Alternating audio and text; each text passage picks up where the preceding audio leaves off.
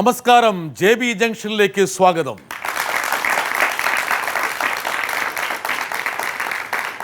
JB ജംഗ്ഷനിലെ ഇന്നത്തെ അതിഥി ആരായിരിക്കണം?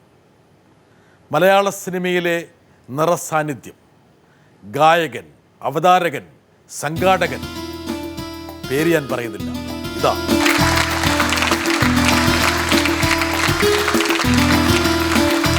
हर किसी को नहीं मिलता यहाँ प्यार जिंदगी में, हर किसी को नहीं मिलता यहाँ प्यार जिंदगी में. खुश नसीब है वो जिनको है मिली ये बहार जिंदगी में, हर किसी को नहीं मिलता यहाँ प्यार जिंदगी में, प्यार जिंदगी में.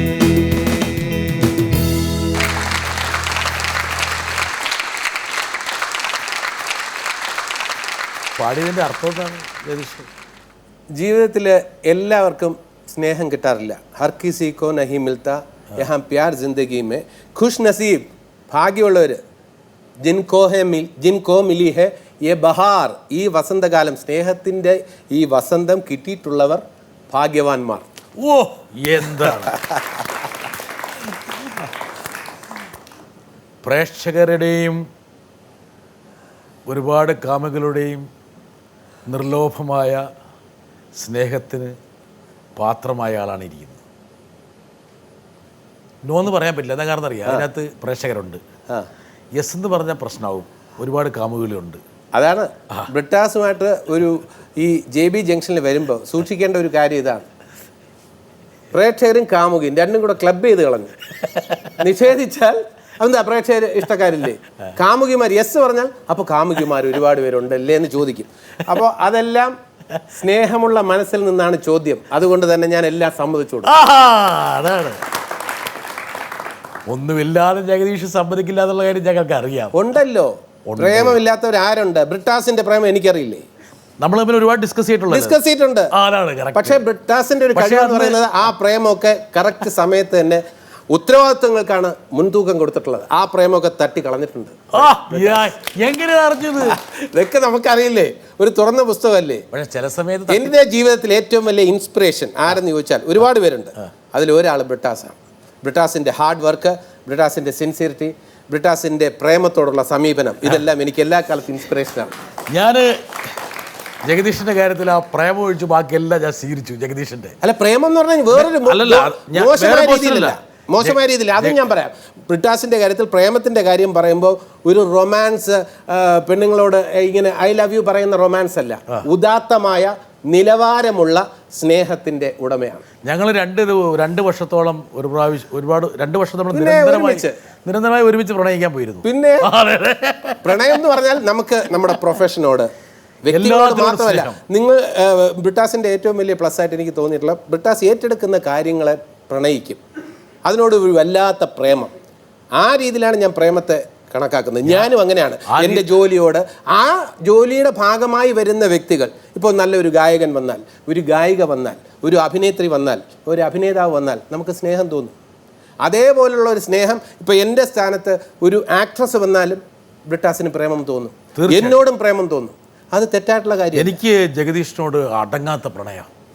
എന്താ കാരണം എന്ന് വെച്ചാൽ, പ്രണയത്തോടൊപ്പം തന്നെ അല്പം അസൂയുണ്ട്. ഞാനുള്ള കാര്യം പറയുന്നു. ഈ പഹയൻ എത്ര കാലമായി ഇതുപോലെ നിൽക്കുന്നു? ഇത് ജഗദീഷിന് വേണ്ടി കൈയടിച്ച. ഓക്കെ, ഞാൻ സിനിമ കണ്ടു തുടങ്ങി, കോളേജിൽ പോയി തുടങ്ങിയപ്പോഴും ഇതേ രൂപം. പിന്നീട് നമ്മൾ ഒരുമിച്ച് പ്രവർത്തിച്ചു, അതേ രൂപം. എനിക്കൊന്ന് 2001-2000 നമ്മൾ ഒരുമിച്ചൊരു ഇവൻ്റ് നടത്തി ഡൽഹിയിൽ. അതെ, ഇതേ രൂപം, ഇതേ മുഖകാന്തി, ഇതേ ചിരി. ഇതൊരു അത്ഭുതമാണ് ജഗദീഷ്.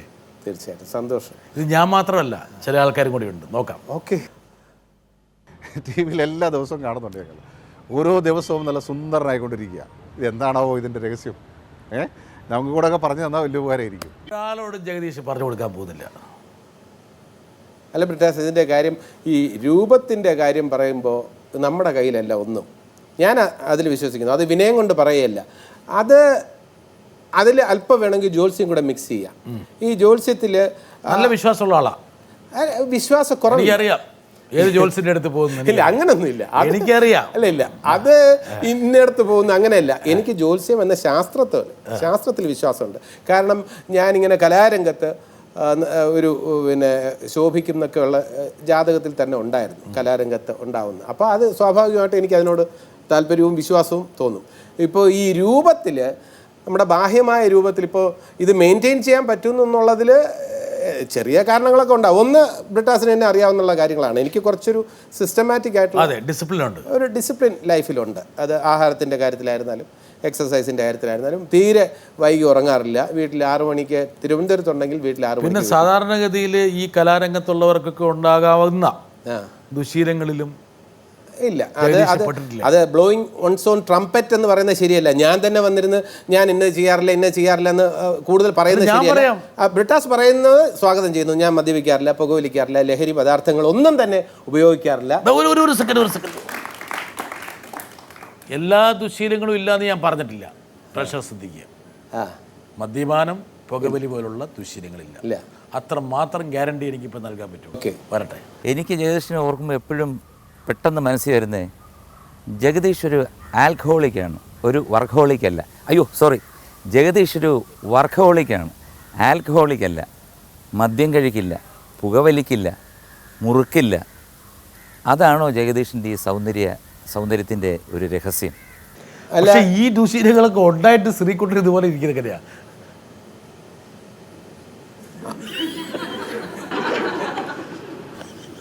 അത് ബ്രിട്ടാസ് പറയുമ്പോൾ എനിക്ക് വിശ്വസിക്കേണ്ടിയിരിക്കുന്നു. പലരും പറഞ്ഞിട്ട് ഞാൻ വിശ്വസിച്ചില്ല.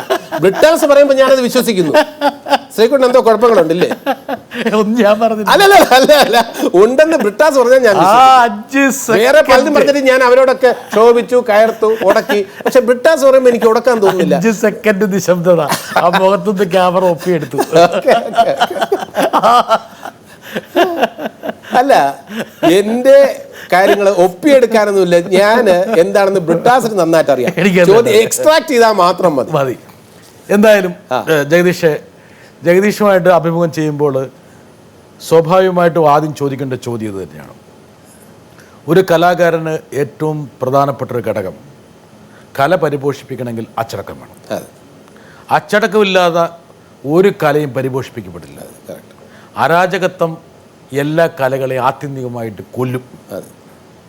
ജഗദീഷിൻ്റെ ഏറ്റവും പ്രധാനപ്പെട്ട പ്ലസ് പോയിന്റ് ശരീരത്തോടും മനസ്സിനോടും കുടുംബത്തിനോടും പ്രവർത്തിക്കുന്ന കേന്ദ്രത്തോടും സമൂഹത്തോടും പുലർത്തുന്ന ഈ നിശ്ചയദാർഢ്യം, അച്ചടക്കമാണ്. അതിന് ഞാനൊരു കയ്യടി ഒന്ന് തരും. ബ്രിട്ടാസ് പറയുന്നത് ഈ നമ്മുടെ ഏത് ഷോയ്ക്കും, ഇപ്പം ബ്രിട്ടാസ് അവതരിപ്പിക്കുന്ന ഈ ഷോ എല്ലാം ഞാൻ കാണാറുണ്ട്. അപ്പോൾ അതിലെല്ലാം തന്നെ ഇവിടെ ഇരിക്കുന്ന ഈ സീറ്റിലിരിക്കുന്ന ആൾക്കാരിൽ നിന്നും പുതിയ വിവരങ്ങൾ സമൂഹത്തിന് പ്രചോദനമായി ഭവിക്കുന്ന തരത്തിൽ ഒരുപാട് കാര്യങ്ങൾ ബ്രിട്ടാസ് എക്സ്ട്രാക്ട് ചെയ്യാറുണ്ട്, വിവരങ്ങൾ പ്രേക്ഷകർക്ക് നൽകാറുമുണ്ട്.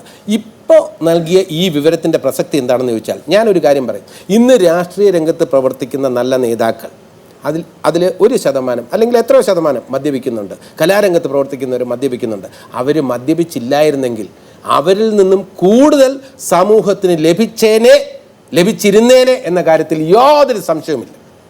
ജഗദീഷേ, പക്ഷേ അതേസമയം തന്നെ ഒരു ഫാഷനാണ്. നമുക്കൊന്ന് 2 അടിച്ചു കഴിഞ്ഞാൽ ഒരു ഐഡിയ കിട്ടുമോ? ഒന്ന് എഴുതാനൊരു മൂഡ്, ഒരു ഷർട്ട് ഇങ്ങനെ വലിച്ചു കഴിഞ്ഞാൽ അങ്ങനെ ചിന്തിക്കുന്നവരും ഈ കലാലോകത്തുണ്ട്. അതാണ് ബ്രിട്ടാസ് ഇപ്പോൾ ഈ മദ്യപിച്ചിട്ട് എഴുതിയതുകൊണ്ടാണ് എൻ്റെ കലാസൃഷ്ടി നന്നായത്, എൻ്റെ സാഹിത്യ സൃഷ്ടി നന്നായത് എന്ന് വിശ്വസിക്കുന്ന കലാകാരനോ സാഹിത്യകാരനോ ഞാൻ പറയും, അയാൾ മദ്യപിക്കാതെ എഴുതിയിരുന്നെങ്കിൽ ഇതിനേക്കാളും നല്ല സാഹിത്യ സൃഷ്ടി ആകുമായിരുന്നു. ഇയാൾ മദ്യപിക്കാതെ അഭിനയിച്ചിരുന്നെങ്കിൽ ഇതിനേക്കാളും നല്ല പ്രകടനം ഇയാളിൽ നിന്ന് ലഭിക്കുമായിരുന്നു എന്ന് എനിക്ക് പറയാൻ കഴിയും. സിനിമ യോജിപ്പുള്ളവരുണ്ടാകും. അല്ല, ഞാൻ ജഗദീഷ് പറയുന്നതിനോട് പരിപൂർണമായി യോജിക്കുന്നു. എന്ന കാരണം എന്ന് വെച്ചാൽ എത്രയോ നല്ല ടാലൻസുകൾ ഈ ദുശീലങ്ങളിൽ എരിഞ്ഞു പോയിട്ടുണ്ട്. ഒരുപക്ഷെ അവർ അല്പം അച്ചടക്കം കാണിച്ചിരുന്നെങ്കിൽ സിനിമാ ലോകത്ത് തന്നെ നമുക്കറിയാവുന്ന പേര് പറയേണ്ട കാര്യം, എത്രയോ നല്ല സുഹൃത്തുക്കൾ. ജഗദീഷ് ഒരു ഓൾറൗണ്ടറാണ്.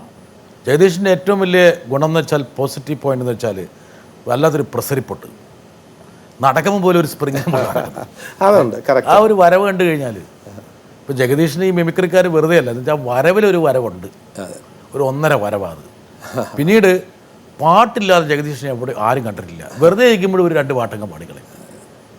കാരണം എനിക്ക് ജീവിതത്തിലെ ഏറ്റവും വലിയ ഞാൻ ബഹുമാനിക്കുന്നത്, ആദരിക്കുന്നത് സംഗീതത്തെയും സംഗീതജ്ഞരെയാണ്. അതൊരു വലിയ ഒരു എന്നെ സംബന്ധിച്ചിടത്തോളം ഏത് ഒരു നെഗറ്റീവ് ആസ്പെക്റ്റ് എനിക്ക് ഒരാളോട് അസൂയ തോന്നുകയാണെങ്കിൽ ആ അസൂയ മാറ്റാൻ ഈ സംഗീതം സഹായിക്കും, പ്രയർ സഹായിക്കും. അപ്പോൾ ഞാൻ പെട്ടെന്ന് വേറൊരാൾക്ക്, എന്നെ പോലെയുള്ള ഒരാൾക്ക് എനിക്ക് കിട്ടേണ്ട ഒരു അവസരം അല്ലെങ്കിൽ എനിക്ക് ചെയ്യാൻ കഴിയുന്ന ഒരു റോൾ അയാൾക്ക് കിട്ടുമ്പോൾ ആദ്യം തോന്നുക സ്വാഭാവികമായിട്ടും അസൂയ വരും.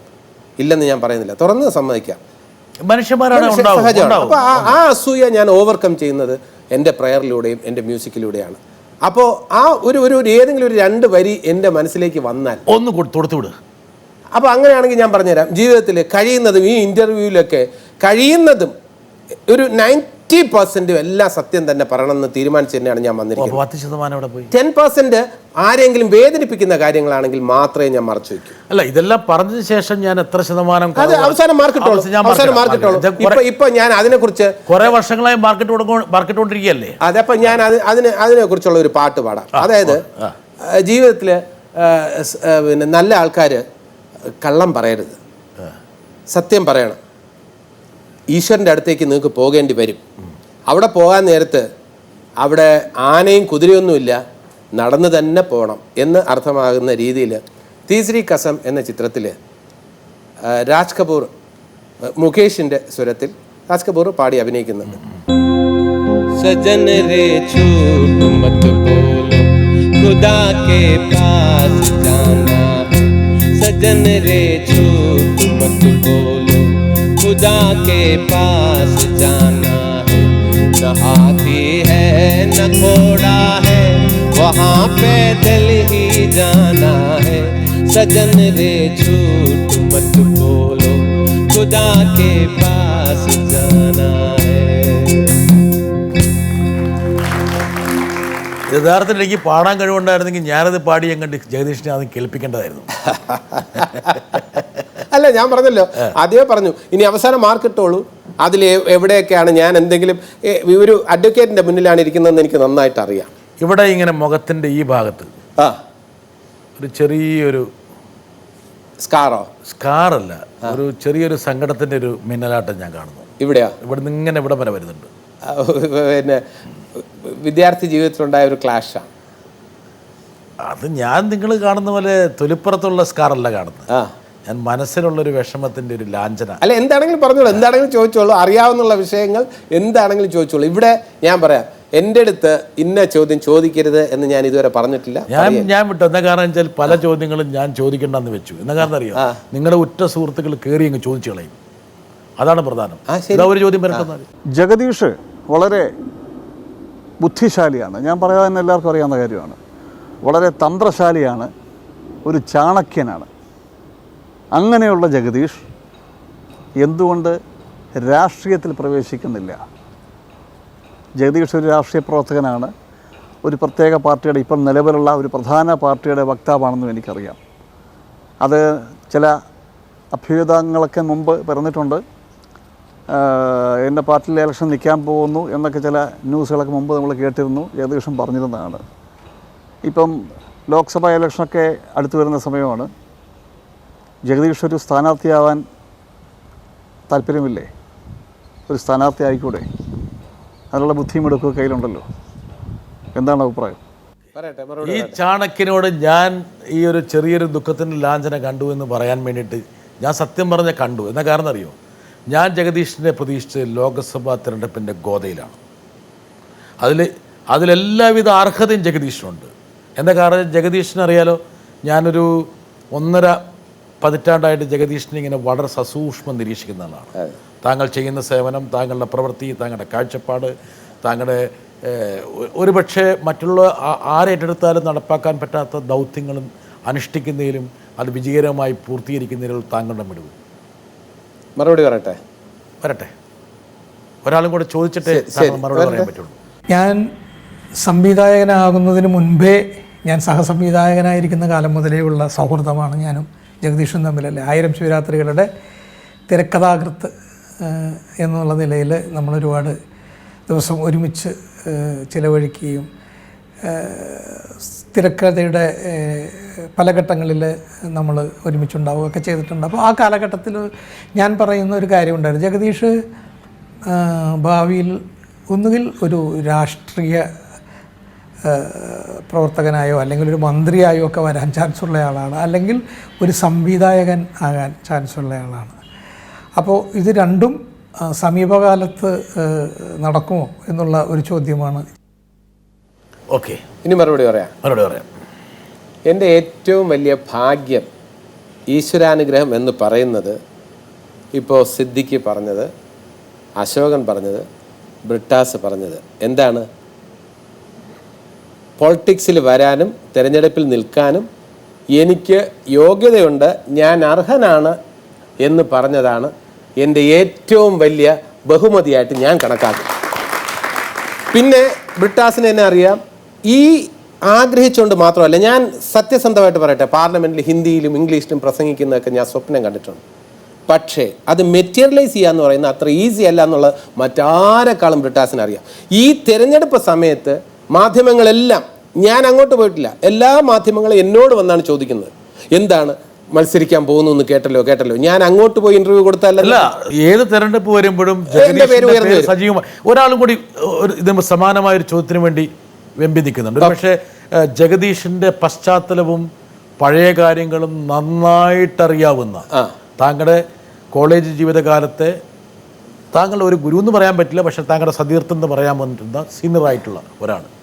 കഴിഞ്ഞ തെരഞ്ഞെടുപ്പിൽ കേരളത്തിൽ പലയിടങ്ങളിലും ഞാൻ മത്സരിച്ച വട്ടിയൂർക്കാവിൽ പോലും കോൺഗ്രസ് സ്ഥാനാർത്ഥിക്ക് വേണ്ടി സജീവമായി പ്രവർത്തിക്കുകയും പ്രസംഗിക്കുകയും ചെയ്ത ആളാണ് ജഗദീഷ് കുമാർ. ഈ തെരഞ്ഞെടുപ്പിലും അദ്ദേഹം മത്സരിക്കാൻ തയ്യാറാണെന്ന് പറഞ്ഞതായി ഞാൻ ചാനലുകളിൽ കാണുകയുണ്ടായി. അദ്ദേഹത്തിൻ്റെ ആഗ്രഹം പൂർത്തീകരിക്കുമെന്നതിന് തീർച്ചയായും കോൺഗ്രസ് പാർട്ടി തയ്യാറാകണമെന്നാണ് എൻ്റെ വിനീതമായ അഭിപ്രായം. ആ ആഗ്രഹം പൂവണിയുമെന്ന് ഞാൻ വിശ്വസിക്കുന്നു. അല്ല, ചെറിയാൻ, ഞാൻ മാരിവേണീസ് കോളേജിൽ ചെയർമാനായിട്ട് മത്സരിക്കുമ്പോഴും ഗവൺമെൻറ് ആർട്സ് കോളേജിൽ ആർട്സ് ക്ലബ് സെക്രട്ടറി ആയിട്ട് മത്സരിക്കുമ്പോഴും ഒക്കെ ചെറിയാൻ എനിക്ക് വേണ്ടി എന്താ പറയുക പ്രസംഗിക്കാനൊക്കെ വന്നിട്ടുണ്ട്, ക്യാമ്പയിൻ ചെയ്യാൻ വന്നിട്ടുണ്ട്. അപ്പോൾ ചെറിയാൻ പറയുന്നത്, എല്ലാവരും പറയുന്ന ഒന്നാണ്, എല്ലാവരും പറയുന്നത് ഞാൻ മത്സരിക്കാൻ അർഹനാണ്. അതിൽ തന്നെ ഞാൻ ഹാപ്പിയാണ്, 50% ഞാൻ ഹാപ്പിയാണ്. പിന്നെ ഇത് ആകാൻ ആഗ്രഹിക്കുന്ന പറഞ്ഞാൽ ചെറിയാന് ആഗ്രഹം ഉണ്ടായിരുന്നു. ചെറിയാൻ ഇതുവരെ ഒരു MLA ആകാൻ പറ്റിയിട്ടില്ല. അപ്പം ഈ അർഹതയും കാര്യങ്ങൾ ഒത്തുവരികയും, കാരണം വെച്ചാൽ രാഷ്ട്രീയ രംഗത്തുള്ള ഒരാൾ, ആ നേതാവിനെ സംബന്ധിച്ചിടത്തോളം ഞാൻ സൈഡിൽ കൂടെ ഇങ്ങനെ വരുന്നത്, സിനിമയിൽ അഭിനയിച്ച് ഇത്രയും സിനിമകളിലൊക്കെ അഭിനയിച്ചിട്ട് ഒരു സൈഡിൽ ഒരു ശരിയായിട്ടുള്ള ഒരു മത്സരം നോക്കുകയാണെങ്കിൽ അല്ല, ഓവർടേക്കിംഗ് ആണ്.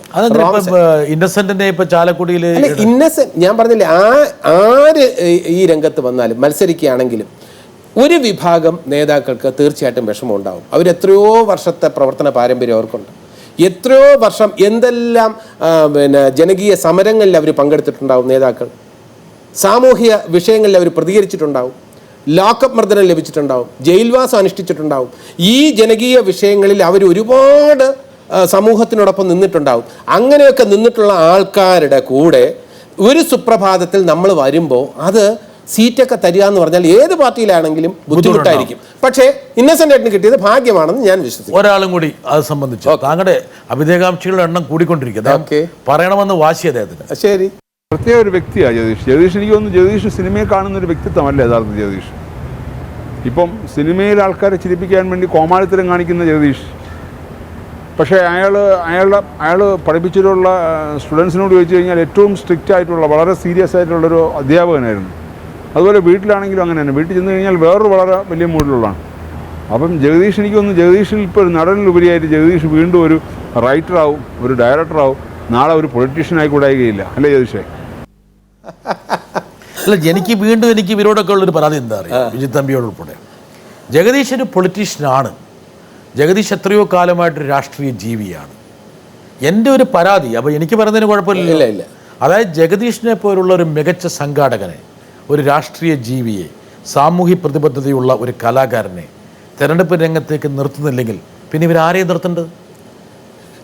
ബ്രിട്ടാസ്, ഇതിൻ്റെ കാര്യം അറിയാമല്ലോ. ഇപ്പോൾ ഈ കേരളത്തിൽ ഈ മത്സരിക്കുന്ന എല്ലാ മുന്നണികളിലെയും ഏതെങ്കിലും ഒരു കാൻഡിഡേറ്റ് എന്നെക്കാൾ മോശക്കാരനാണെന്ന് എനിക്ക് അഭിപ്രായമില്ല. അത് LDF എന്നല്ല, UDF എന്നല്ല, BJP, ആം ആദ്മി, എല്ലാ പാർട്ടികളേക്കാൾ കേമന്മാരാണെന്ന് തോന്നുന്നുണ്ടോ എന്ന് ഞാൻ പറയുന്നില്ല. ആരും എന്നെക്കാളും അതിലൊരാൾ പോലും എന്നെക്കാളും മോശമാണെന്ന് ഞാൻ വിചാരിക്കുന്നു. ഒരാൾ പോലും നിങ്ങളെക്കാളും അത്ര കേമനാണെന്ന് നിങ്ങൾ വിശ്വസിക്കുന്നില്ല? കേമനാണെന്ന് അത് പറയാൻ അത് ഞാൻ പറയാൻ പാടില്ല. ഞാൻ പറയാണ് അല്ല എന്നല്ല, ഇതെല്ലാം ഒത്തുവരികയാണ്. തെരഞ്ഞെടുപ്പ് എന്ന് പറഞ്ഞാൽ 20 സീറ്റ് കേരളത്തിൽ. ഈ 20 സീറ്റിന് വേണ്ടി സ്ഥാനാർത്ഥി ആകാൻ ആഗ്രഹിക്കുന്ന മോഹികൾ എത്രയാണ് നമുക്കറിയാം. എല്ലാ പാർട്ടിയിലും LDF എന്ന് പറഞ്ഞാൽ കുറച്ചുകൂടെ ഒരു ഡിസിപ്ലിൻഡ് ആയതുകൊണ്ട് അവരുടെ അസംതൃപ്തി വെളിയിൽ വരില്ല. UDF അത് പെട്ടെന്ന് വെളിയിൽ വരും. ഉദാഹരണത്തിന് ഈ ഒരു നിയോജക മണ്ഡലത്തിൽ അയാൾക്ക് നല്ല സ്വാധീനമുണ്ട്, അയാൾ റൂട്ട് ലെവലിൽ തന്നെ നന്നായിട്ട് വർക്ക് ചെയ്ത ഒരാൾ സ്വപ്നം കണ്ടിരിക്കുമ്പോൾ പെട്ടെന്ന് ഒരു സിനിമാ നടനെ അവിടെ ഇറക്കുമതി ചെയ്യുമ്പോൾ UDF അയാളുടെ അമർഷം അയാളെ മറച്ചു വെക്കും. ജഗദീഷ്, ഒരു സെക്കൻഡ്, എനിക്കറിയാം ജഗദീഷിനെ പോലെ ബുദ്ധിമാനായിട്ടുള്ള ഒരു കലാകാരൻ ഇങ്ങനെ സംസാരിക്കാൻ പറ്റും. അതിന് ഞാൻ സംസാരിച്ചതിൽ എന്തെങ്കിലും തെറ്റുണ്ടെങ്കിൽ അതാണ് ഞാൻ പറഞ്ഞ ഞാൻ പ്രാക്ടിക്കലാണ്. അതിൽ വേറെ ഒന്നുമില്ല. ബുദ്ധിയുടെ പ്രാക്ടിക്കലാണെന്ന് പറയാൻ വേറെ കാര്യം കൂടെ ഞാൻ പറയാം. ഞാൻ നിങ്ങളുടെ സൈഡിൽ നിന്ന് പറയാം. എന്താ ഞാൻ നിങ്ങളുടെ എതിരാണെന്ന് നിങ്ങൾ വിചാരിച്ചത്? ഞാൻ നിങ്ങളുടെ സൈഡിൽ നിന്ന് പറയാം. അതായത് കഴിഞ്ഞ നിയമസഭാ തെരഞ്ഞെടുപ്പിൽ നിങ്ങളെ സ്ഥാനാർത്ഥിയായിട്ട് പരിഗണിച്ചു. പക്ഷേ ഒരു slip between the cup and the lip എന്ന് പറഞ്ഞ പോലെ അവസാന നിമിഷം വന്ന് നഷ്ടപ്പെട്ടു. പക്ഷെ നിങ്ങൾ ഒട്ടുമിക്കവാറും UDF സ്ഥാനാർത്ഥികൾക്ക് വേണ്ടിയിട്ട് ആത്മാർത്ഥമായിട്ട് പ്രചരണ രംഗത്തിറങ്ങി. എനിക്കൊന്നൊരു 50 മണ്ഡലങ്ങളിലേക്ക് പോയിട്ടുണ്ട്.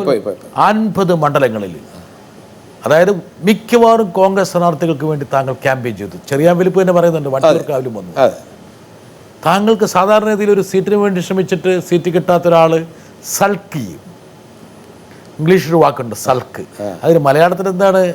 ഒരു ഉൾവലിയിൽ ഒരു അമർഷവും നൊമ്പരും എല്ലാം കൂടി ചേർന്നൊരു കുഴമ്പ് പരുവത്തിൽ. താങ്കൾക്കതില്ല. എന്താ കാരണം അറിയോ? താങ്കൾക്ക് ഹൃദയത്തെ പോലെ തന്നെ ബുദ്ധിക്ക് ഒരു സ്ഥാനമുണ്ട് താങ്കളിൽ. ആയിരിക്കാം, ഞാൻ നിഷേധിക്കുന്നില്ല. കാരണം പ്രായോഗിക ബുദ്ധി എന്ന് വിശേഷിപ്പിക്കൂ. സാധാരണ ബുദ്ധിയല്ല, പ്രായോഗിക ബുദ്ധി. അവിടെ സീറ്റ് കിട്ടുക എന്ന് പറയുന്ന അത്ര എളുപ്പമല്ലെന്നും അവിടെ ഇതേപോലെ എക്സ്പീരിയൻസ്ഡ് ആയിട്ടുള്ള വർഷങ്ങളോളം ജനങ്ങൾക്ക് വേണ്ടി പ്രവർത്തന പരിചയമുള്ള, പാരമ്പര്യമുള്ള, കഴിവുള്ള, യോഗ്യതയുള്ള ആയിരക്കണക്കിന് നേതാക്കളുള്ളപ്പോൾ അവരുടെ കൂടെ സീറ്റിന് വേണ്ടിയുള്ള ഒരു റേസ് ഞാനില്ല. ഞാൻ വീണ്ടും ജഗദീഷിനൊരു കാര്യം ഓർമ്മിപ്പിക്കുക. ഒരുപക്ഷെ ജഗദീഷിൻ്റെ ഈ ഫോർമുലേഷനിൽ 99% ശരി, 1% ഒരു വൈകല്യമുണ്ട്. എന്താ കാരണം എന്ന് വെച്ചാൽ ഒരു പാർലമെൻ്ററി രംഗത്ത് എപ്പോഴും രാഷ്ട്രീയ പ്രവർത്തനത്തിൻ്റെ പാരമ്പര്യത്തിൻ്റെ അപ്പുറത്ത് മറ്റു പല ഘടകങ്ങളുണ്ട്. അവർ മണ്ഡലം പ്രസിഡന്റോ ജില്ലാ പ്രസിഡന്റോ ആയിരിക്കുന്നതിന് നിങ്ങൾ തടസ്സപ്പെടുന്നില്ല. പക്ഷേ ഒരു ജനപ്രതിനിധിയാകാൻ വേണ്ടിയിട്ട് ഒരു രാഷ്ട്രീയ പ്രവർത്തനം മാത്രം പോരാ. എന്താ കാരണം? രാഷ്ട്രീയ പ്രവർത്തകരുടെ മാത്രം വോട്ട് കൊണ്ടല്ല നിങ്ങൾ പാർലമെന്റിലേക്കോ നിയമസഭയിലേക്കോ വരുന്നത്. അതുകൊണ്ട് താങ്കൾ ഈ പറയണ ന്യായം ഒരു പരിധിവരെയേ ശരിയുള്ളൂ. അതായത് തീഷ്ണമായ രാഷ്ട്രീയ പ്രവർത്തനത്തിൻ്റെ പാരമ്പര്യമുള്ള ആൾക്കാരുണ്ടാകുമ്പോൾ എന്നെപ്പോലുള്ള ആൾക്കാരെ പരിഗണിക്കേണ്ടതുണ്ടോ? ഇല്ലെങ്കിലും കുഴപ്പമില്ല എന്ന് ജഗദീഷ് പറയുമ്പോൾ അതിന് കുഴപ്പമുണ്ട്. മറുപടി പറഞ്ഞു. ബ്രിട്ടാസ് പറഞ്ഞതും സത്യമാണ്. കാരണം ഞാനിപ്പോൾ പറഞ്ഞത് എനിക്ക് എന്തുകൊണ്ട് സീറ്റ് തരുന്നില്ല എന്ന ചോദ്യത്തിന് ഉത്തരമാണ് ഞാൻ പറഞ്ഞത്. എനിക്ക് സീറ്റ് തന്നാൽ ബ്രിട്ടാസ് ഈ പറഞ്ഞ കാര്യങ്ങളെല്ലാം ശരിയാണ്. അപ്പൊ പറയാം ജഗദീഷിന് പ്രവർത്തന പരിചയമുണ്ട്, കോളേജ് ഡേയ്സിലുണ്ട്, രാഷ്ട്രീയത്തിലുണ്ട്. ജഗദീഷിന് കാര്യങ്ങൾ അവതരിപ്പിക്കാൻ കഴിയും. ജഗദീഷിന് പാർലമെന്റിൽ ഹിന്ദിയിലും ഇംഗ്ലീഷിലും ജനങ്ങളുടെ പ്രശ്നങ്ങൾ അവതരിപ്പിക്കാൻ കഴിയും. ജഗദീഷിന് കൊടുത്തതിൽ യാതൊരു തെറ്റുമില്ല. അപ്പോൾ രാഷ്ട്രീയ നേതാക്കൾക്ക് വിശദീകരിക്കാൻ കഴിയും. സീറ്റ് തരാതിരിക്കുമ്പോൾ അപ്പോഴും അവർക്ക് വിശദീകരിക്കാൻ കഴിയും. ഇത് രാഷ്ട്രീയക്കാരുടെ അവർക്ക് ദൈവം കൊടുത്തിട്ടുള്ള ഒരു കഴിവാണ്. ആ കഴിവ് എനിക്കും ബ്രിട്ടാസിനും ഇല്ല. ഒരു സെക്കൻഡ്, ഇതാ വരുന്നത്. ജഗദീഷിനെ പോലെ അംബീഷ്യസ് ആയിട്ടുള്ള ആൾക്കാരെ ഞാൻ അപൂർവമായി, ഞാനത് വളരെ പോസിറ്റീവായ അർത്ഥത്തിൽ തന്നെയാണ് പറയുന്നത്. ഒരു ലക്ഷ്യം മുന്നിലുണ്ടെങ്കിൽ അത് പ്രാപിക്കുവോളം ജഗദീഷ് അതിൻ്റെ പുറകെ തന്നെ സഞ്ചരിച്ചിരിക്കും. എനിക്ക് ഓർമ്മയുണ്ട്, ഓടരുതമ്പാവ ആളറിയാം എന്ന ചിത്രത്തിൽ അഭിനയിക്കുന്ന കാലത്ത് ഞാൻ പ്രിയൻ്റെ കൂടെ അസോസിയേറ്റ് ഡയറക്ടറായിട്ട് വർക്ക് ചെയ്യുമ്പോൾ എന്നെ വെളുപ്പിന് 5 മണിക്ക് വന്ന് വിളിച്ചുണർത്തുന്നത് ജഗദീഷാണ്. ജഗദീഷ് വീട്ടിൽ നിന്നും സ്വന്തം സ്കൂട്ടറിൽ ഞാൻ താമസിക്കുന്ന ഹോട്ടലിൽ വന്ന് ഞങ്ങളൊക്കെ ഉണരുന്നതിന് മുമ്പേ ഷൂട്ടിങ്ങിന് പോകാൻ തയ്യാറായിട്ട് വന്നിരിക്കും. അന്നുള്ള അതേ ഡെഡിക്കേഷൻ ജഗദീഷ് ഇന്നും തുടരുന്നുണ്ട് എന്നാണ് ഞാൻ മനസ്സിലാക്കുന്നത്. അത് ശരിയാണ്. 2014 കഴിഞ്ഞ് 2019 ഇന്ത്യൻ ലോകസഭയിൽ ജഗദീഷ് കാലുകുത്തു എന്നാണ് അദ്ദേഹം പറഞ്ഞതിൻ്റെ മറ്റൊരു പരിഭാഷ. അല്ല, നാളെ എന്നുള്ള ഒരു കാര്യത്തെക്കുറിച്ച് നമ്മൾ ഇന്ന് ഡിസ്കസ് ചെയ്യേണ്ട കാര്യമില്ല. 5 വർഷത്തിന് ശേഷമുള്ള കാര്യമാണ്. ഒരു കാര്യം പറയാം, ഇപ്പോൾ ബ്രിട്ടാസ് അത് ഞാൻ എതിർക്കുന്നില്ല. പക്ഷേ ഒരു കാലത്തും ഇത് റെക്കോർഡായിട്ട് ലൈബ്രറി സൂക്ഷിച്ചോളൂ, ഒരു അസംബ്ലിയിൽ മത്സരിക്കാൻ ഞാൻ ഉണ്ടാവില്ല. നിയമസഭയിലേക്കില്ല. ഇല്ല, നിയമസഭയിൽ മത്സരിക്കാൻ എനിക്ക് താല്പര്യമില്ല. എനിക്ക് ഇംഗ്ലീഷിലും ഹിന്ദിയിലും പാർലമെന്റിലെ അവിടെ പോയി കിടക്കണം. അത് തുറന്ന് പിന്നെ 5 വർഷത്തിന് ശേഷമുള്ള കാര്യമൊന്നും നമ്മളിപ്പോൾ ഡിസ്കസ് ചെയ്തിട്ട് കാര്യമില്ല. അപ്പോൾ അസംബ്ലി പാർലമെന്റിനെ പിടിച്ചു കുലുക്കാൻ അയ്യോ, അവിടെയൊക്കെ മഹാരഥന്മാരുണ്ട്. ഞാൻ തീർച്ചയായിട്ടും എന്നെ കൊച്ചാക്കി കാണുകയല്ല, പക്ഷേ എൻ്റേതായിട്ടുള്ള രീതിയിൽ ഞാൻ ചിലപ്പോൾ വളരെ താല്പര്യപൂർവ്വം ഈ രാജ്യസഭയുടെ ചാനൽ ഒക്കെ കാണാറുണ്ട്. അവിടെ സരസമായി ഈ പിന്നെ കവിതകൾ ചൊല്ലി കാര്യങ്ങൾ അവതരിപ്പിക്കുന്നവരുണ്ട്. എനിക്കും ചില സംഭവങ്ങളൊക്കെ അവതരിപ്പിക്കാൻ വേണമെങ്കിൽ കഴിയും. കബീർദാസിന്റെ ദോഹയൊക്കെ ഞാൻ പഠിച്ച കാലത്ത് തന്നെ നന്നായി പഠിച്ചിട്ടുണ്ട്. കാരണം ഇപ്പൊ എന്നെ കുറിച്ച് തന്നെ പറയണമെന്നുണ്ടെങ്കിൽ കബീർദാസിന് എനിക്ക് ഇഷ്ടപ്പെട്ട ദോഹയുണ്ട്. ബുരാ ജോ ദേഖൻ മേ ചലാ ബുരാ ന മിലിയാ കോയി जो दिल खो जो अपना मुझसा बुरा न कोई बुरा जो देखन मैं चला. ചീത്ത ആൾക്കാരെ അന്വേഷിച്ച് ഞാൻ അവിടെ ഇവിടെയൊക്കെ നടന്നു. ബുരാ കിധർ ഹേ ബുരാ ലോഗ് കിധർ ഹേ ബുരാ ജോ ദേഖൻ മേ ചലാ ബുരാ ന മിലിയാ കോയ്. ഒരു ചീത്തയാളെ പോലും എനിക്ക് കിട്ടിയില്ല. സബ് ലോഗ് അച്ഛാ ഹേ जो दिल खो जो अपना. എന്റെ ഹൃദയം നോക്കിയപ്പോ മുझसा बुरा न कोई, എന്റെ അത്ര ചീത്ത വേറെ ആരുമില്ല. ഓ, ഇതൊക്കെ ഇനി ഈ പ്രയോഗങ്ങൾ അവിടെ നടത്തി. അതേപോലെ വീണ്ടും പറയാം, തേരാ സായി തുഷ്മേ ജോ പുഹബൻ മേ ബാസ് കസ്തൂരി കാ മിർഗ് ജോ ഫിർ ഫിർ സൂഖേ ഖാസ്. നിന്റെ ഉള്ളിൽ തേരാ സായി തുഷ്മേ, നിന്റെ ഈശ്വരൻ നിന്റെ ഉള്ളിൽ തന്നെയുണ്ട്. ജോ പുഹബൻ മേ ബാസ് കസ്തൂരി മൃഗം, അത് നീ അന്വേഷിച്ച്, നീ നിന്റെ ഉള്ളിൽ ഇരിക്കുന്ന ഈശ്വരനെ അന്വേഷിച്ച് നീ അവിടെ ഇവിടെ നടക്കുന്നു. ഏത് പ്രകാരം കസ്തൂരിമാൻ, അതിൻ്റെ നാഭിയിൽ കസ്തൂരി ഉണ്ടായിട്ടും ഇവിടെ പുല്ലിൽ തിരക്കി നടക്കുന്നു. എവിടെയാണ് കസ്തൂരി എന്ന് പറഞ്ഞ് മണത്ത് നടക്കുന്നു. തേരാ സായി തുഷ്മേ ജോ പുഹബൻ മേ ബാസ് കസ്തൂരി കാ മിർഗ് ജോ ഫിർ ഫിർ സൂഖേ ഖാസ്. ഒറ്റക്കട്ട് ക്യാമറ. എൻ്റെ സോണിയ മാഡം ഇത് കണ്ടില്ലേ? ഈ മുതലിനെ വേണ്ടാന്ന് വെച്ചിട്ടില്ലേ നിങ്ങൾ വേറെ ആൾക്കാരെ സ്ഥാനാർത്ഥികളാക്കിയത്? അടുത്ത തെരഞ്ഞെടുപ്പെങ്കിലും ഇനി വേറെ ഉണ്ട്. പ്രേക്ഷകരോട് ഒരു കാര്യം കൂടെ പറയാനുണ്ട്. സോണിയാഗാന്ധിയോട് പറയുമ്പോൾ പ്രേക്ഷകരോട് ഒരു കാര്യം കൂടെ പറയാനുണ്ട്. ഇത് ബ്രിട്ടാസ് എന്നെ പരിഹസിക്കാൻ വേണ്ടി പറഞ്ഞല്ല, എന്നെ സപ്പോർട്ട് ചെയ്ത് പറഞ്ഞാണ്. പ്രേക്ഷകരിലെ ഒരു വിഭാഗം ചിലപ്പോൾ ജഗദീഷിനെ പരിഹസിച്ചു എന്ന് വിചാരിക്കുന്നുണ്ടെങ്കിൽ never. He is my close friend. എൻ്റെ കൂടെ നിൽക്കുന്ന ആളാണ്. ശരിയായിട്ടുള്ള ആഗ്രഹമാണ്. സോണിയാജിയോട് റിയൽ ആയിട്ടുള്ള ആഗ്രഹം പറഞ്ഞാണ്. ഡൽഹിയിൽ എത്രയോ വർഷത്തെ പ്രവർത്തന പരിചയമുണ്ട്. സോണിയാജി ആ റിക്വസ്റ്റ് അങ്ങനെ പെട്ടെന്ന് തള്ളിക്കളയില്ല. അതാണ് ബ്രിട്ടാസ്. കോൺഗ്രസ് വൃത്തങ്ങളില്, ഡൽഹിയിലെ വൃത്തങ്ങളില് നല്ല സുഹൃത്ത് ബന്ധമുള്ള ഒരാളാണ് ഞാൻ. ഞാനിപ്പോ ക്യാമറ നോക്കി പറഞ്ഞ സാധനത്തിന് മറ്റൊരു പരിഭാഷ മതി ഞാൻ അവിടെ പറഞ്ഞിരിക്കും. ഒരുപക്ഷെ ഇന്ത്യൻ പാർലമെന്റിൽ, ലോകസഭയിൽ, രാജ്യസഭയിൽ ഒരുപാട് സംഭാവനകൾ ചെയ്യാൻ പറ്റുന്ന ആളാണ്. എനിക്ക് ബ്രിട്ടാസിനോട് എനിക്ക് നമ്മളെ അസോസിയേഷനെ കുറിച്ച്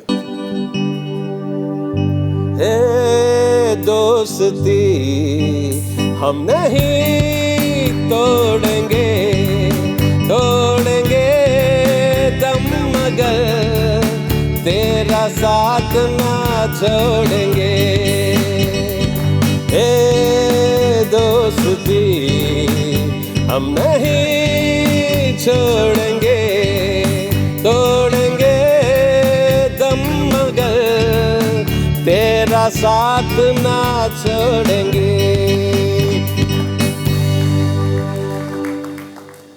ജീവൻ വെടിഞ്ഞാലും ഈ സുഹൃത്ത് ബന്ധം നഷ്ടപ്പെടുത്തും, ഒരിക്കലും നഷ്ടപ്പെടുത്തരുത്. എനിക്ക് ജഗദീഷിനോടുള്ള വേറൊരു ബഹുമാനം. ഇപ്പം താങ്കൾ പറഞ്ഞത് നന്നായി. എന്താ കാരണം വെച്ചാൽ നമ്മൾ ഈ അഭിമുഖത്തിനിടയിൽ പലപ്പോഴും നർമ്മത്തിന് വേണ്ടിയിട്ടും ചില കാര്യത്തിന് വേണ്ടി പല കാര്യങ്ങൾ പറയും. പക്ഷെ അത് ആ നർമ്മത്തിൻ്റെ അപ്പുറത്ത് അതിൻ്റെ ഒരു അർത്ഥമില്ല. അതുകൊണ്ടാണ് എനിക്ക് ഇപ്പോൾ ചിലപ്പോൾ എന്നെ കണ്ടാൽ കിണ്ണം കെട്ടവനാണെന്ന് കള്ളം തോന്നുന്നു. എനിക്ക് പ്രേക്ഷകർ അങ്ങനെ സംശയിച്ചാലോ എന്ന് ഭയന്നായിരിക്കും ഞാൻ പറഞ്ഞത്. എന്നാൽ പോലും അത് ക്ലാരിഫൈ ചെയ്യാൻ നമുക്ക് സമാധാനമായി. എനിക്ക് 100% ഒരു കാര്യം പറയട്ടെ. എനിക്ക് ജഗദീഷിനോടുള്ള മറ്റൊരു ബഹുമാനം, എനിക്ക് ജഗദീഷ് നന്നായിട്ട് അറിയാവുന്നതുകൊണ്ട് ഞാൻ പറയണം. സാധാരണഗതിയിൽ ഒരു രാഷ്ട്രീയ പാർട്ടിയുടെ കൂടെ നിന്ന് പ്രവർത്തിച്ച്, വർഷങ്ങളോളം പ്രവർത്തിച്ച്, തെരഞ്ഞെടുപ്പിൽ പ്രവർത്തിച്ച് എന്തെങ്കിലും സ്ഥാനമാനങ്ങൾ കിട്ടിയില്ലെങ്കിൽ ആൾക്കാർ പൊട്ടിത്തെറിക്കും. ഒരുപാട് കാലത്തെ രാഷ്ട്രീയ പ്രവർത്തനം കൈമുതലായ ആൾക്കാർ പോലും അവിടെ ഒന്ന് പൊട്ടിത്തെറിക്കും. ശ്രീ ഉമ്മൻചാണ്ടി മുഖ്യമന്ത്രിയാകാൻ വേണ്ടി അക്ഷീണം യത്നിച്ചു, ആത്മാർത്ഥമായിട്ട്. രാഷ്ട്രീയ പ്രവർത്തനം ഏതാണെങ്കിലും അതിനെ ബഹുമാനിക്കാനുള്ളൊരു മനസ്സെനിക്കുണ്ട്. ഒരു സ്ഥാനവും താങ്കൾ കിട്ടിയില്ല. മറുപടി പറയട്ടെ. ഈ ചോദ്യം ബ്രിട്ടാസ് എന്നോട് ചോദിച്ച വളരെ നന്നായി. കേരളത്തിലെ വളരെ പ്രശസ്തമായ ഒരു സ്ഥാപനത്തിൽ ലക്ഷക്കണക്കിന് രൂപ ശമ്പളമുള്ള ഒരു ജോലി എനിക്ക് ഓഫർ ചെയ്തു ആ സ്ഥാപനത്തിൻ്റെ മേധാവി. അത് ഞാൻ വേണ്ടെന്ന് വെച്ചു. അതിന് സാക്ഷി ബ്രിട്ടാസാണ്. അത് എവിടെ, എന്ത് എന്ന് ഞാൻ പറയുന്നില്ല. അത് നിഷേധിക്കാൻ ബ്രിട്ടാസിന് കഴിയില്ല. അതെങ്ങനെയാണ്? ലക്ഷക്കണക്കിന് രൂപ വിലയുള്ള ഒരു പോസ്റ്റാണ് എനിക്ക് ഓഫർ ചെയ്തത്. അപ്പോൾ അധികാരമോഹിയല്ല എന്ന് കേരളത്തിൽ ഏറ്റവും അധികം എനിക്ക് വേണ്ടി അഡ്വക്കേറ്റ് ചെയ്യാൻ കഴിയുന്നത് ശ്രീ ജോൺ ബ്രിട്ടാസിനാണ്. അതിനെക്കുറിച്ച് ഡീറ്റെയിൽസ് നിങ്ങൾ ചോദിക്കും. ഒരു വാചകം കൂടി ഞാൻ പറയാം. അത് എന്റെ പ്രപ്പോസൽ കൂടിയായിരുന്നു. ശരി, എന്താണെങ്കിലും ബാക്കിയുള്ള കാര്യങ്ങളെല്ലാം സസ്പെൻസ് ആയി നിൽക്കട്ടെ. അത് നമുക്ക് രണ്ടുപേർക്കും പറയാൻ പരിമിതി. അത് വേണ്ടെന്ന് വെച്ച ആളാണ് ഞാൻ. വേണ്ടെന്ന് വെച്ച ആളാണ്. അതുകൊണ്ട് താങ്കൾക്ക് അർഹതപ്പെട്ട സ്ഥാനങ്ങൾ നിഷേധിക്കാനുള്ള അവകാശം മറ്റുള്ളവർക്കില്ല. അല്ല, വേറൊരു കാര്യമുണ്ട് ബ്രിട്ടാസ്. ഇന്ന് നമുക്ക് കിട്ടുന്ന ഒരു വേഷം അത് നമുക്ക് പോസിറ്റീവായിട്ട് എടുക്കാം. ഇന്ന് ആ വേഷം കിട്ടിയല്ലോ. പക്ഷേ നാളെ കിട്ടാനുള്ള ഒരു നല്ല വേഷത്തിന് അത് ഇന്ന് ചിലപ്പോൾ ഇത് തടസ്സമാവും. കാരണം ഞാൻ എക്സാമ്പിൾ പറഞ്ഞുതരാം. എൻ്റെ ചിന്തയാണ്. ഇന്നിപ്പോൾ ഒരു ലീഡിങ് ഡയറക്ടർ, ആ ഡയറക്ടർ എന്നെ ഒരു പ്രത്യേക റോളിൽ കാസ്റ്റ് ചെയ്യുന്നു. അപ്പം ഞാൻ വളരെ ഹാപ്പി. അടുത്ത വർഷം അദ്ദേഹം വേറൊരു വലിയ പ്രോജക്റ്റ് പ്ലാൻ ചെയ്യുന്നു. അപ്പോൾ അദ്ദേഹം ആലോചിക്കും, ജഗദീഷിനെ ഇടാമായിരുന്നു, പക്ഷേ ഏകദേശം ഒരു സിമിലർ ആയിട്ടുള്ള ഒരു റോളാണ് കഴിഞ്ഞ പടത്തിൽ കൊടുത്തത്, അപ്പം മാറ്റാം. ഇങ്ങനൊരു പോസിബിലിറ്റി ഉണ്ട്. വേറൊരു പോസിബിലിറ്റി പറയാം. ഇപ്പോൾ ആ ഡയറക്ടർ എന്നെ കാസ്റ്റ് ചെയ്യുന്നതിനകത്ത് അത് ജഗദീഷും മറ്റേ ആൾ നോക്കുമ്പോൾ മറ്റേ ആളാണ് നല്ലത് എന്ന് പറഞ്ഞ് മറ്റേ ആളെ കാസ്റ്റ് ചെയ്താൽ ഈ രണ്ടാമത്തെ പ്രോജക്റ്റ് ആകുമ്പോൾ ഇത്തവണ ജഗദീഷിനെ കാസ്റ്റ് ചെയ്യാം. അപ്പം നമുക്ക് നിഷേധിക്കപ്പെടുന്ന ഒരു കാര്യം ചിലപ്പോൾ ഭാവിയിൽ ഗുണകരമായി ഭവിക്കും. സിബി മലയിൽ പറഞ്ഞതാണ്. തീർച്ചയായിട്ടും സിബി മലയെ കുറിച്ച് എനിക്ക് നന്ദിപൂർവ്വം എനിക്ക് പറയാനുണ്ട്. എന്താ കാരണം അറിയാം? താങ്കൾ ഇപ്പോൾ എടുത്ത് ഇതിനെ വേണം തിരിച്ചെടുക്കുന്ന ആൾക്കാരുണ്ട്. എനിക്ക് കിട്ടേണ്ട സ്ഥാനം നിഷേധിച്ചു. പക്ഷെ താങ്കൾ പറയണത് എന്താണ്? ഇതിനേക്കാൾ വലിയ സ്ഥാനം എവിടെയോ റിസർവായി. അതെ, തീർച്ചയായിട്ടും. ഞാൻ സിബിയുമായിട്ട് ആ സമയത്ത് വെളുപ്പാങ്കാലത്ത് 5 മണിക്കൊക്കെ, അത് സത്യമാണ്, ഞാൻ സിബിയോട് അപ്പോഴും എനിക്ക് ചോദിച്ചറിയാനുള്ളതായിരുന്നത് നവോദയയിലെ എക്സ്പീരിയൻസ് എങ്ങനെയൊക്കെയാണ്. ഞാൻ അതുവരെ ഷൂട്ടിംഗ് ഒന്നും കാര്യമായിട്ട് കണ്ടിട്ടില്ല. ഞാൻ മൈ ഡിയർ കുട്ടിച്ചാത്തൻ കഴിഞ്ഞ ഉടനെയാണ് ഓടരമ്മ വളറിയാം സെറ്റിൽ ജോയിൻ ചെയ്യുന്നത്. അപ്പോൾ അത് പകരക്കാരനായിട്ടാണ്. ജഗതി ചേട്ടനെ വെച്ചിരുന്ന വേഷമാണ്. എനിക്ക് ഒരു 4 സീനായിരുന്നു ആദ്യം വെച്ചിരുന്നത്. പെട്ടെന്നാണ് വലിയ വേഷമായത്, നായക കഥാപാത്രമായത്. ശ്രീനിവാസൻ, മുകേഷ്, ഞാൻ, ഞങ്ങൾ 3 പേരാണ് അതിൽ മെയിൻ റോൾ. അപ്പോൾ സിബിയോട് ഞാൻ ചോദിക്കുന്ന മുഴുവൻ നവോദയയിലെ എക്സ്പീരിയൻസ്, അപ്പച്ചൻ സാർ എങ്ങനെയാണ്, ജിജോ എങ്ങനെയാണ്, അവിടുത്തെ വർക്കിംഗ് പാറ്റേൺ എങ്ങനെയാണ്, ഈ ഷൂട്ടിങ്ങുമായിട്ട് ആ കാര്യങ്ങളെല്ലാം സിബി വളരെ പേഷ്യൻസോടുകൂടി, അന്നേ വളരെ പേഷ്യൻസ് ഉള്ള ആളാണ്, വളരെ പേഷ്യൻസോടുകൂടി തന്നെ കാര്യങ്ങളെല്ലാം പറഞ്ഞു. അത് അപ്പച്ചൻ സാറിനെ അനുകരിച്ച് കാണിക്കുമായിരുന്നു സിബി. വേണം എന്നിങ്ങനെ വന്ന് പറയും. ആ കാര്യങ്ങൾ, അവിടുത്തെ ഷൂട്ടിങ്ങിൻ്റെ കാര്യം, ഇതിൻ്റെ ഗ്രാഫിക്സിൻ്റെ കാര്യം. അങ്ങോട്ട് വരുന്നുണ്ട് ജഗദീഷ്, ആ മേഖലയിലേക്ക് നമ്മൾ വരുന്നുണ്ട്. അതിനു മുമ്പ് താങ്കളുടെ കോളേജ് ജീവിതകാലം എനിക്ക് തോന്നുന്നു നന്നായി ആസ്വദിച്ച ദിവസങ്ങളായിരുന്നു കോളേജ് ജീവിതകാലം, അല്ലേ? ഒരു കോമ്പറ്റീഷൻ ഉണ്ടായിരുന്നു, നന്നായിട്ട് ഉണ്ടായിരുന്നു, മത്സരിച്ചിരുന്നു, നല്ല മത്സരം ഉണ്ടായിരുന്നു. നല്ല കഴിവുള്ള ആൾക്കാർ മാരിയോണസ് കോളേജിലുണ്ടായിരുന്നു, നല്ല ആൾക്കാരുണ്ടായിരുന്നു, നല്ല. അന്ന് KSUവിൻ്റെ സാരഥിയാണ് താങ്കൾ. പക്ഷേ ബാക്കി സീറ്റുകളിലെല്ലാം SFIക്കാർ ജയിക്കും. താങ്കളുടെ സീറ്റിൽ താങ്കൾ ജയിക്കും. 18-ൽ 17 സീറ്റ് SFIക്കും. ആർട്സ് ക്ലബ് സെക്രട്ടറി മാത്രം എനിക്ക് ആർട്സ് കോളേജിൽ. അന്ന് പാടിയാണ് വോട്ട് പിടിച്ചിരുന്നല്ലേ? പാട്ട് പാടിയിട്ടുണ്ട്. ഏത് പാട്ടാണ് പാടിയിരുന്നത്? അന്നൊരു മലയാളം പാട്ടായിരുന്നു പാടിയിരുന്നത്. എന്നോട് താങ്കളോട് പഠിച്ച കോമളവല്ലി എന്നുള്ള സ്ത്രീ എന്നോട് പറയും. മലയാളം പാട്ട് ഏത് പാട്ട് വേണമെങ്കിലും പാടാം. ഇപ്പോൾ അന്നത്തെ പാട്ടിനേക്കാളും എനിക്ക് ഇഷ്ടപ്പെട്ട ഒരു 4 വരി പാടിക്കോട്ടെ. ഓക്കെ, കോമളവല്ലിൻ്റെ മനസ്സിലാലോചിച്ചുണ്ട്. കോമളവല്ലിയെ മനസ്സിലാലോചിച്ചു. ആ കോമളവല്ലിയെ മനസ്സിലാലോചിച്ചിട്ട് കോമളവല്ലി ഒരു സാമ്പിള്, കോമളവല്ലി സാമ്പിളാണ്. കോമളവല്ലിക്ക് പോസിറ്റീവ് അപ്രോച്ചോടുകൂടി ജീവിതത്തിൽ മുന്നോട്ട് നീങ്ങാൻ പറ്റിയൊരു 4 വരി ഞാൻ. ഓക്കെ, വെരി കൂടെ.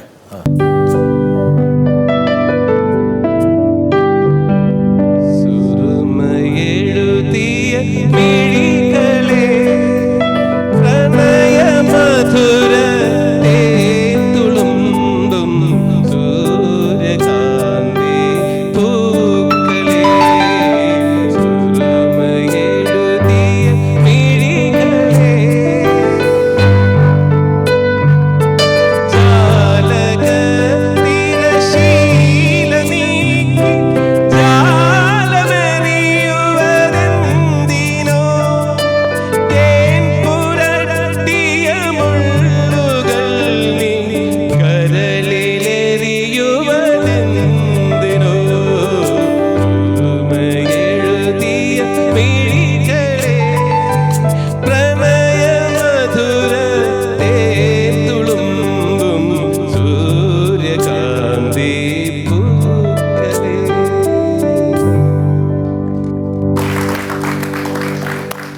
ഒരുപക്ഷെ സിനിമയിൽ വന്നില്ലായിരുന്നെങ്കിൽ ഒരുപാട് വിദ്യാർത്ഥികളെ പഠിപ്പിക്കുമായിരുന്നു.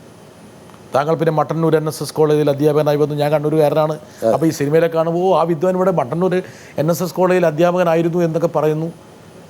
പക്ഷെ കലയെ വിട്ടൊരു കളി താങ്കൾക്കുണ്ടായില്ല.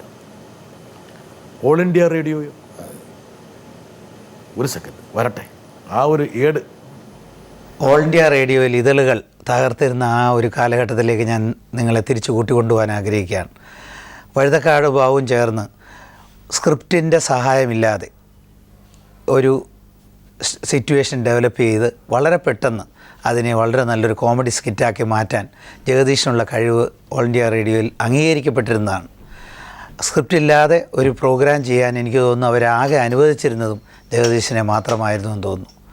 ഇതിൻ്റെ വെളിച്ചത്തിൽ ഈ ഒരു കഴിവ് പിന്നീട് സിനിമയിൽ വരുമ്പോഴും ഇത്ര നാൾ ഒരു കോമഡി നടൻ എന്നുള്ള നിലയിൽ സിനിമയിൽ നിറഞ്ഞു നിൽക്കുമ്പോൾ സ്ക്രിപ്റ്റ് ഇല്ലാതെ പെർഫോം ചെയ്യാനും മറിച്ച് മറ്റുള്ളവരുടെ സ്ക്രിപ്റ്റ് അത്യാവശ്യം തിരുത്തുവാനുമുള്ള കഴിവും ആ സ്വാതന്ത്ര്യവും എത്രത്തോളം ഈ നിലനിൽപ്പിനെ സഹായിച്ചിട്ടുണ്ട്, അത് മറ്റാരെങ്കിലും മുറിപ്പെടുത്തിയിട്ടുണ്ടോ?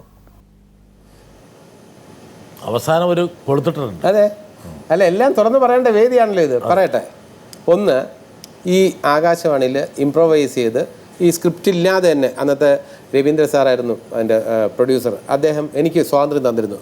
ഡോക്ടർ തോമസ് മാത്യു പറഞ്ഞ വളരെ കറക്റ്റാണ്. ഞങ്ങളുടെ ട്രൂപ്പിൽ ഞാൻ സുവർണരേഖ സമിതിയിൽ തോമസ് മാത്യു മെമ്പറായിരുന്നു. ഇതളുകൾ അവതരിപ്പിക്കുമ്പോൾ ഈ ബാബുവിനോടൊപ്പം തോമസ് മാത്യുവിനോടൊപ്പം സാം, ഞങ്ങൾ ശ്രീലത, അങ്ങനെ കുറച്ച് പേരാണ് അവതരിപ്പിക്കുന്നത്.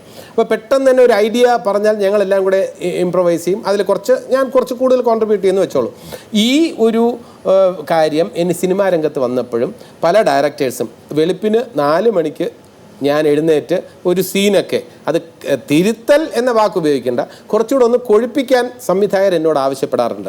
തലേ ദിവസം തന്നെ ഈ സീൻ ഒന്നുകൂടെ ഒന്ന് കൊഴുപ്പിക്കും, കുറച്ച് ഹ്യൂമറൊക്കെ ഒന്ന് കൂട്ടണം എന്ന് പറയുന്ന നേരത്ത് തിരുത്തൽ എന്ന വാക്ക് എത്രത്തോളം ശരിയാണെന്ന് എനിക്കറിയില്ല.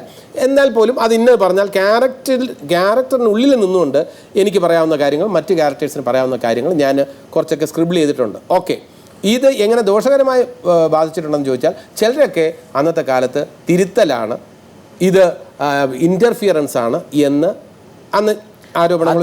ഡയറക്ടർ സ്ക്രിപ്റ്റ് റൈറ്റർ ആയിരിക്കില്ല, ഒരുപക്ഷെ താങ്കളോട് അഭിനയിക്കുന്ന മറ്റു നടന്മാരായിരിക്കും പറഞ്ഞിട്ടുണ്ടാവും. അല്ല, അതായിരിക്കാം. എന്താണെങ്കിലും അത് ഞാൻ പറഞ്ഞ ഞാൻ ഇൻവോൾവ്മെന്റ് ആണ് എൻ്റെ ഭാഗത്തുനിന്ന് ഉണ്ടായിട്ടുള്ളത്. അത് ഇന്റർഫിയറൻസ് ആയിട്ട് വേറെ ആൾക്കാർക്ക് തോന്നിയിട്ടുണ്ടെങ്കിൽ അവസാനം ഞാൻ പറഞ്ഞോട്ടെ, എൻ്റെ ക്ലൈമാക്സ് നല്ല ക്ലൈമാക്സ് ആണ്. അവസാനം അങ്ങനെ തിരുത്തലാണെങ്കിൽ എന്ന് കരുതി വിജയ് തമ്പിയുടെ പടത്തിന് ഞാൻ പേര് തന്നെ ഇട്ടു. ഞാൻ മെയിൻ റോളിൽ വരുന്ന പടത്തിന് പേര് തന്നെ ഇട്ടു തിരുത്തൽവാദി. അതെ, അന്നത്തെ ഒരു രസമാണ് അതൊക്കെ. ആ തിരുത്തൽവാദി എന്ന പേര് തന്നെ ഇട്ടു. എല്ലാവരും ആലോചിച്ചപ്പോൾ അത് കൊള്ളാം. മോഹൻലാലായിരുന്നു ഒരിടയ്ക്ക് താങ്കൾ ടാർഗറ്റ്. നടക്കാത്ത കാര്യം. ലാലിന് സിനിമയിൽ പോകാൻ പിന്നെ ഞാനെന്താ? അത് ശരി. അപ്പോൾ അന്ന് താങ്കൾ സിനിമയിലില്ല? ഇല്ല. ലാല് സിനിമയിലെത്തിയിരുന്നു. അവനിപ്പുറത്തെ കോളേജിൽ കിടന്ന് കളിച്ചിട്ട് അവനേക്കാളും വലിയ കളി കളിച്ചാൽ ഞാൻ ഇവിടെ കേൾക്കുന്നത്. അവന് സിനിമയിൽ പോകാമെങ്കിൽ എനിക്ക് സിനിമയിൽ പോയിക്കൂടെ? താങ്കളുടെ മനസ്സിനെ മതിച്ചുകൊണ്ടിരുന്ന ചിന്ത ഇതായിരുന്നു, അല്ലാന്ന് പറയാൻ പറ്റുമോ? അല്ല, ശരിയാണ്. കാരണം എൻ്റെ കൂടെ ഉണ്ടായിരുന്ന അതിൽ സീനിയേഴ്സായിട്ടും ആ സമയത്തുണ്ടായിരുന്ന ആൾക്കാരെല്ലാം മദ്രാസിലേക്ക് അവരൊക്കെ റിസ്ക് എടുത്ത് ട്രെയിൻ കയറി എന്നുള്ളതാണ്. മോഹൻലാലിനോടൊക്കെയുള്ള എൻ്റെ ബഹുമാനം എന്ന് പറയുന്ന പ്രിയനോടുള്ള, സുരേഷിനോടുള്ള, സനലിനോടുള്ള, ഇവരെല്ലാവരും തന്നെ റിസ്ക് എടുത്ത് മദ്രാസിലേക്ക് വണ്ടി കയറി. എന്താകുന്നു ഒരു ഐഡിയ ഇല്ല. ക്ലിക്ക് ചെയ്തു, ഇല്ലെങ്കിൽ നമുക്ക് നോക്കാമെന്ന് പറഞ്ഞു. എനിക്ക് ആ റിസ്ക് എടുക്കാനുള്ള ധൈര്യം ഉണ്ടായില്ല. ഇന്നും എൻ്റെ ഗുണമായിട്ടോ ദോഷമായിട്ടോ പറയാവുന്ന അതാണ്. ഒരു മിഡിൽ ക്ലാസ് മെൻറ്റാലിറ്റിയാണ് അന്നും എന്നെ ഭരിച്ചിരുന്നത്, ഇന്നും എന്നെ ഭരിക്കുന്നത്. പക്ഷേ അധ്യാപക ജോലിയൊക്കെ വലിച്ചെറിഞ്ഞിട്ട് വന്നതാണല്ലോ അത്. അധ്യാപക ജോലി എന്ന് പറയുമ്പോൾ ഒരെണ്ണം കയ്യിലുണ്ട്. എന്തെങ്കിലും ക്ലിക്ക് ചെയ്തില്ലെങ്കിൽ വീണ്ടും തിരിച്ചു പോകാമെന്ന് കരുതിയിട്ട് തന്നെയാണ് ഞാൻ വന്നത്. അതുവരെ എനിക്ക് റിസ്ക് എടുക്കാൻ പറ്റില്ല. എൻ്റെ വീട്ടിലെ ഏറ്റവും വലിയ സ്വപ്നം എന്ന് പറഞ്ഞാൽ എനിക്കൊരു ജോലി കിട്ടുക. കാനറ ബാങ്കിൽ ജോലി കിട്ടിയപ്പോൾ വളരെ സന്തോഷമായി അച്ഛനും അമ്മയ്ക്കും. അതിനുശേഷം ഞാൻ ഇതേപോലെ അധ്യാപകനായി സിനിമ നടനാവുന്നതിന് മുമ്പ് എൻ്റെ അമ്മ മരിച്ചു. എനിക്ക് ലൈഫിലെ ഏറ്റവും വലിയ ഒരു വിഷമമുള്ള മുഹൂർത്തം എന്ന് പറഞ്ഞാൽ അതാണ്, ഒരു ട്രാജഡി എന്ന് പറയുന്നത്. അപ്പോൾ അത് കഴിഞ്ഞിട്ട് അച്ഛനെ ഞാൻ സിനിമാ നടനായാലും വലിയ ത്രില്ലില്ല. അച്ഛന് യാതൊരു താല്പര്യം ഉണ്ടായിരുന്നില്ല? താല്പര്യമില്ല എന്നുള്ളതല്ല. അച്ഛനൊരു ഹൈസ്കൂൾ ഹെഡ് മാസ്റ്ററാണ്. അപ്പോൾ അവരുടെയൊക്കെ ഏറ്റവും വലിയ സ്വപ്നം ഒരു സർക്കാർ ശമ്പളം കിട്ടുക. അപ്പോൾ എനിക്ക് സർക്കാർ ശമ്പളത്തിലുള്ള ജോലി അധ്യാപകനായിരുന്നാലും കാനറ ബാങ്കിലായിരുന്നാലും നാഷണലൈസ് ബാങ്കാണ്. അതിൽ തന്നെ അച്ഛൻ ഹാപ്പി ആയിരുന്നു. സിനിമാ നടനായപ്പോൾ അച്ഛൻ എതിർത്തിട്ടില്ല, പക്ഷെ അച്ഛൻ അതിൽ വലിയ ത്രില്ലൊന്നും കാണിച്ചിട്ടില്ല. ഒരുപക്ഷെ ആശങ്ക ഉണ്ടാവുമായിരുന്നു. ആശങ്ക കുറച്ച് കഴിഞ്ഞപ്പോൾ അത് മാറി. പക്ഷെ അച്ഛന് മകനെ അറിയാം, അവൻ എവിടെ പോയാലും പിഴയ്ക്കുന്ന അറിയാം. ഇടയ കന്യകേ പോക നീ ഈ അനന്തമാ ജീവിത വീതിയിൽ ഇടരാതെ കാലിടരാതെ ഇടയ കന്യകേ പോക നീ ഈ അനന്തമാം ജീവിത വീതിയിൽ ഇടരാതെ കാലിടരാതെ ഇടയ കന്യകേ പോക നീ